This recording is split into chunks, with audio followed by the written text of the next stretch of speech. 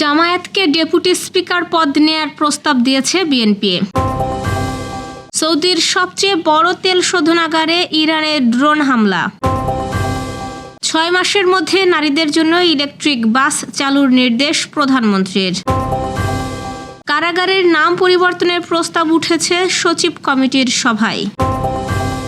ঈদে ট্রেনের অগ্রিম টিকিট বিক্রি শুরু আগামীকাল, শতভাগ অনলাইনে।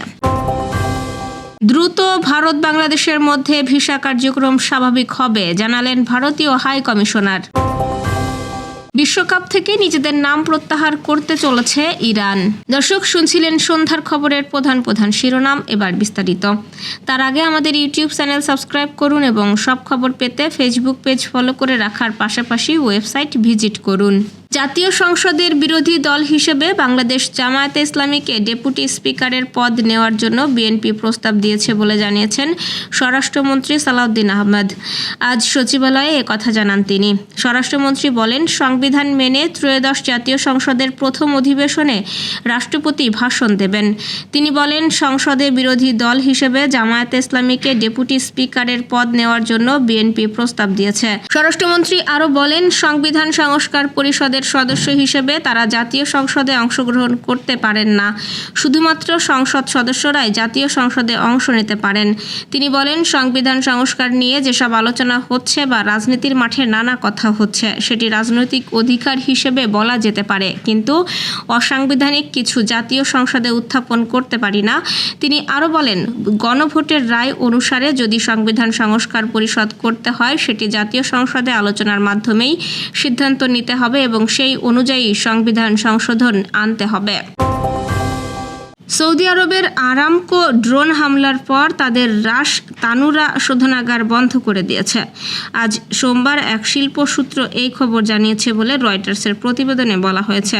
ইরানে মার্কিন ইসরায়েলি হামলার প্রতিক্রিয়ায় তেহরান এই অঞ্চলে হামলা শুরু করার পর সতর্কতামূলক ব্যবস্থা হিসেবে এই সিদ্ধান্ত নেওয়া হয়েছে। রাস তানুরা কমপ্লেক্স উপসাগরীয় উপকূলে অবস্থিত এবং মধ্যপ্রাচ্যের বৃহত্তম শোধনাগারগুলোর একটি। এর দৈনিক ক্ষমতা প্রায় 5,50,000 ব্যারেল। এটি সৌদি অপরিশোধিত তেলের জন্য একটি গুরুত্বপূর্ণ রপ্তানি টার্মিনাল হিসেবে কাজ করে।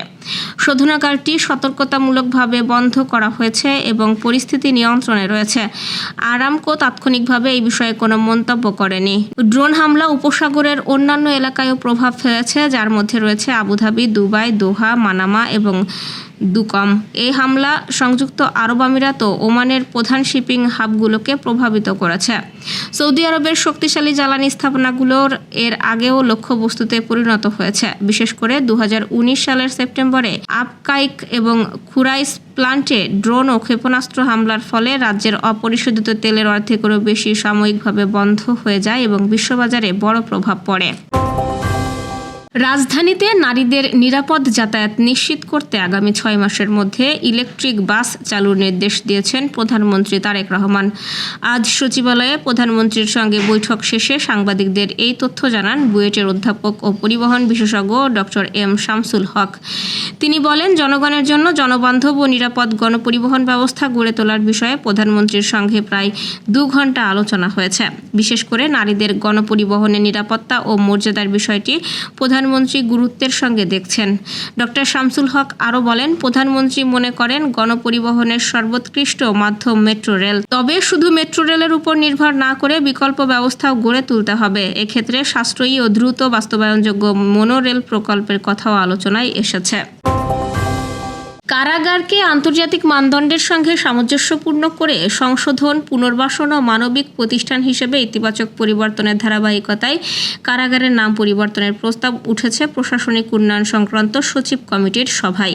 প্রশাসনিক উন্নয়ন সংক্রান্ত সচিব কমিটির 2025-26 অর্থবছরের 13তম সভা আজ মন্ত্রিপরিষদ সচিবের সভাপতিত্বে দুপুরে অনুষ্ঠিত হয়। সভার আলোচ্য সূচিতে বাংলাদেশ জেলের নাম পরিবর্তন করে ইংরেজিতে Bangladesh custodial and correctional service এবং বাংলায় বাংলাদেশ হেফাজত ও সংশোধনাগার নামকরণের প্রস্তাব করা হয়। প্রস্তাবনায় বলা হয়, বর্তমান বিশ্বে অপরাধ ও বিচার ব্যবস্থার ধারণার দ্রুত পরিবর্তন হওয়ায় অপরাধীকে কেবল শাস্তি দেওয়া নয়, বরং তার নিরাপদ আটক নিশ্চিত করা, প্রশিক্ষণ ও প্রেরণার মাধ্যমে তাকে সমাজের মূল স্রোতে ফিরিয়ে আনা কারাগার সমূহের মূল লক্ষ্য। পবিত্র ঈদুল ফিতর উপলক্ষে ট্রেনের আসনের অগ্রিম টিকিট বিক্রি শুরু করতে যাচ্ছে বাংলাদেশ রেলওয়ে। আগামী 21 মার্চ ঈদুল ফিতর ধরে মঙ্গলবার 3 মার্চ থেকে শুরু হবে এই টিকিট বিক্রি। বরাবরের মতো এবারও আন্তনগর ট্রেনের 7 দিনের অগ্রিম টিকিট বিশেষ ব্যবস্থায় বিক্রি করা হবে। যাত্রীদের সুবিধার্থে শতভাগ টিকিট অনলাইনে বিক্রি করবে রেলওয়ে। পশ্চিমাঞ্চলে চলাচলকারী সব আন্তনগর ট্রেনের টিকিট সকাল 8টায় এবং পূর্বাঞ্চলে চলাচলকারী সব আন্তনগর ট্রেনের টিকিট দুপুর 2টায় বিক্রি শুরু হবে। সম্প্রতি রাজধানীর রেল ভবনে ঈদুল ফিতর উপলক্ষে বিশেষ ট্রেন যাত্রার প্রস্তুতিমূলক সভায় এসব সিদ্ধান্ত নেওয়া হয়। সিদ্ধান্ত অনুযায়ী 13 মার্চের টিকিট বিক্রি হবে 3 মার্চ, 14 মার্চের টিকিট 4 মার্চ, 15 মার্চের টিকিট 5 মার্চ, 16 মার্চের টিকিট 6 মার্চ, 17 মার্চের টিকিট 7 মার্চ, 18 মার্চের টিকিট 8 মার্চ এবং 19 মার্চের টিকিট 9 মার্চ বিক্রি করা হবে। আরও সিদ্ধান্ত হয়েছে চাঁদ দেখার উপর ভিত্তি করে আগামী 20, 21 ও 22 মার্চের টিকিট বিক্রি করা হবে। যাত্রীদের অনুরোধে নন এসি কোচের 25% দাঁড়িয়ে যাওয়ার টিকিট যাত্রা শুরুর আগে প্রারম্ভিক স্টেশন থেকে সংগ্রহ করা যাবে। ঈদ যাত্রার অগ্রিম টিকিট একজন যাত্রী সর্বোচ্চ একবার কিনতে পারবেন। এক্ষেত্রে সর্বোচ্চ 4টি আসন সংগ্রহ করা যাবে। কোনো টিকিট রিফান্ড করা হবে না। ভারত ও বাংলাদেশের মধ্যে ভিসা কার্যক্রম দ্রুত স্বাভাবিক হবে বলে জানিয়েছেন ভারতীয় হাই কমিশনার প্রণয় কুমার ভার্মা। আজ বাণিজ্যমন্ত্রী খন্দকার আব্দুল মুক্তাদিরের সঙ্গে বৈঠক শেষে সাংবাদিকদের সঙ্গে আলাপকালে তিনি একথা বলেন। ভারতীয় হাই কমিশনার বলেন, ভারত ও বাংলাদেশের মধ্যে গভীর বাণিজ্যিক সম্পর্ক রয়েছে। বাণিজ্য আরও সম্প্রসারণে নতুন সরকারের সঙ্গে যৌথভাবে কাজ করবে ভারত। ভিসা কার্যক্রম দ্রুত স্বাভাবিক হবে। বাণিজ্যমন্ত্রী জানান, ভারতীয় হাই কমিশনার নতুন সরকারকে অভিনন্দন জানাতে এসেছেন। বর্ডার হাট, বেশ কয়েকটা স্থলবন্দর বন্ধ রয়েছে। বাণিজ্যিক সম্পর্ক বাড়াতে সেগুলো চালু হবে। তবে বৈঠকে ভারতীয় অর্থায়নের প্রকল্পগুলোর ভবিষ্যৎ নিয়ে কোনো আলোচনা হয়নি বলে জানিয়েছেন বাণিজ্যমন্ত্রী খন্দকার আব্দুল মুক্তাদির। এশিয়ান ফুটবল কনফেডারেশন থেকে বাছাই পেরিয়ে বিশ্বকাপের মূল পর্বে উঠেছে ইরান। গ্রুপ জিতে ইরানের প্রতিপক্ষ হয়েছে বেলজিয়াম, নিউজিল্যান্ড ও মিশর। তবে যুক্তরাষ্ট্রের ক্ষেপণাস্ত্র হামলার পর পরিস্থিতি নিয়ে আলোচনা শুরু হয়েছে। ইরানের সঙ্গে যুদ্ধে জড়িয়েছে যুক্তরাষ্ট্র। দেশটি আসছে বিশ্বকাপের প্রধান স্বাগতিক। বিশ্বকাপের সিংহভাগ আয়োজন করা হবে সেই দেশেই। যুদ্ধ পরিস্থিতিতে সেই দেশে গিয়ে বিশ্বকাপ না খেলার কথা ভাবছে ইরান। শিগগিরই বিশ্বকাপ থেকে নিজেদের সরিয়ে নেওয়ার ঘোষণাও দিতে পারে ইরান, জানাচ্ছে তেহরান টাইমস। ফিফার মহাসচিব ম্যাটিয়াস বলেছে, বিষয়টি নজরে রাখা হবে। বিশ্বকাপে ইরানের সব ম্যাচই যুক্তরাষ্ট্রে। 2টি ম্যাচ হবে লস অ্যাঞ্জেলসে। 26 জুন সিয়াটলে মিশরের বিপক্ষে ম্যাচটি হবে। দর্শক, এ ছিল সন্ধ্যার আয়োজন। রাতের খবর দেখার আমন্ত্রণ রইল। এতক্ষণ সাথে থাকার জন্য ধন্যবাদ।